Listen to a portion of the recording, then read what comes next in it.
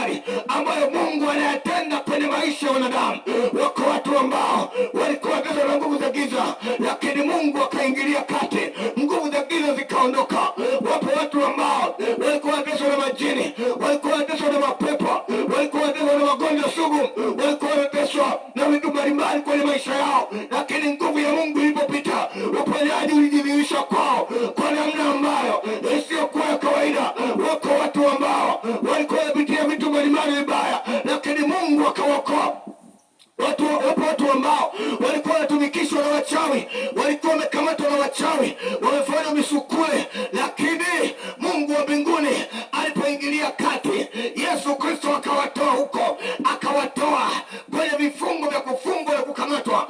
Wako watu ambao walikuwa wamekamatwa, wamewekwa kwenye mashimo, lakini Yesu akawatoa huko. Wako watu ambao walikuwa ni walevi, nyanga chakari, lakini Yesu akawatoa huko.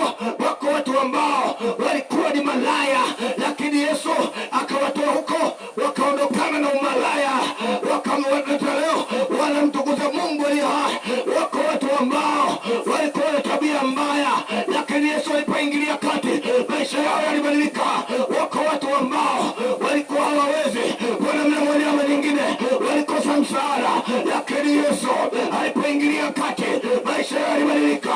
Hata wewe pia unanisikia, unanitazama, inawezekana maisha yako kwa namna fulani, lakini jioni ya leo na siku hii ya leo na kuletea habari hizi njema ya kwamba yuko Yesu ambaye anaweza kurekebisha, anaweza kutengeneza hata mambo yaliyoharibika, yanaweza kutengenezwa, maana ana nguvu.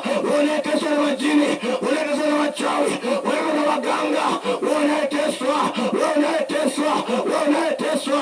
unayeteswa, hata unaumwa, umeenda hospitali, magonjwa yaonekani, yamkini changamoto fulani, umerogwa ukarogeka, umeenda kwa waganga mbalimbali ya kienyeji, imeshindikana. Jioni ya leo na kuletea habari njema, habari za matumaini, habari za wokovu, habari za kuinuliwa, habari za kufunguliwa, habari za kuwekwa huru, habari ambayo ukipokea hiyo, maisha yako yanakuwa sawasawa. Haijalishi kama una dini au hauna dini, lakini kama Yesu akiingia kwenye maisha yako, kuna mambo yatatokea, kuna vitu vitatokea. Atakwenda kuvunja na kuharibu kila kitu ambacho kibaya kilichokaa ndani yako, kitaondolewa. Nguvu ya Mungu itajidhihirisha kwako, neema ya Mungu itajidhihirisha kwako, Mungu mwenyewe atajidhihirisha kwako kwa viwango visivyokuwa vya kawaida. Hautakuwa kama jinsi ulivyokuwa, maana kutakuwa na neema ya Mungu itatokea kwako. Hautakuwa kama hivyo ulivyo. Mpe Yesu maisha yako leo.